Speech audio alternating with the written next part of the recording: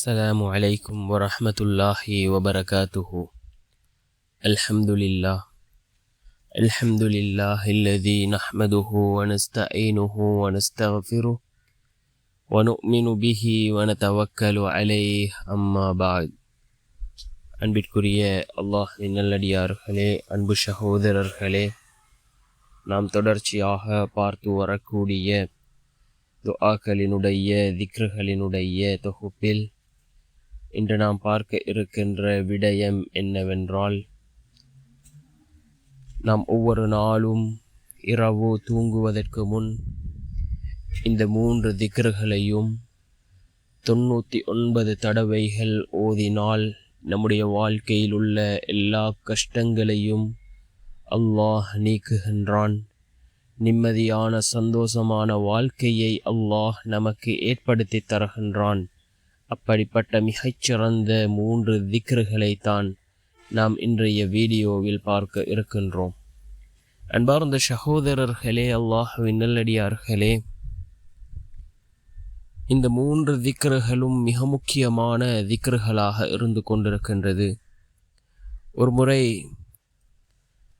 ஃபாத்திமா ரலியல்லாஹு அன்ஹா அவர்களுக்கு அவர்களுடைய கையில் ஒரு சிறிய காயம் ஏற்படுகின்றது. அவர்களால் வீட்டு வேலை செய்ய முடியாத ஒரு சூழ்நிலை ஏற்படுகின்றது. அப்பொழுது ரசூலுல்லாஹி ஸல்லல்லாஹு அலைஹி வஸல்லம் அவர்களை சந்தித்து தன்னுடைய நிலைமைகளை கூறி, தனக்கு உதவி செய்வதற்காக, வேலை செய்வதற்காக ஒரு அடிமையை அல்லது வேலை செய்யக்கூடிய ஒருவரை ரசூலுல்லாஹி ஸல்லல்லாஹு அலைஹி வஸல்லம் அவர்களிடம் கேட்ட பொழுது அதற்கு நபி அவர்கள் கூறினார்கள், ஒரு வேலையாளை விட சிறந்த ஒன்றை நான் கற்றுத்தரட்டுமா என்று கேட்டு, ஒவ்வொரு நாளும் இரவு தூங்குவதற்கு முன் சுப்ஹானல்லாஹ் 33 தடவை, அல்ஹம்துலில்லாஹ் 33 தடவை, அல்லாஹு அக்பர் 33 தடவை ஓதுமாறு ரசூலுல்லாஹி ஸல்லல்லாஹு அலைஹி வஸல்லம் அவர்கள் ஃபாத்திமா ரலியல்லாஹு அன்ஹா அவர்களுக்கு கற்றுக் கொடுத்தார்கள். ஒரு வேலையால் இருந்து செய்வதை விட இது மேலானதாக இருக்கும் என்று நபி அவர்கள் ஃபாத்திமா ரலியல்லாஹு அன்ஹா அவர்களுக்கு கற்றுக் கொடுத்தார்கள்.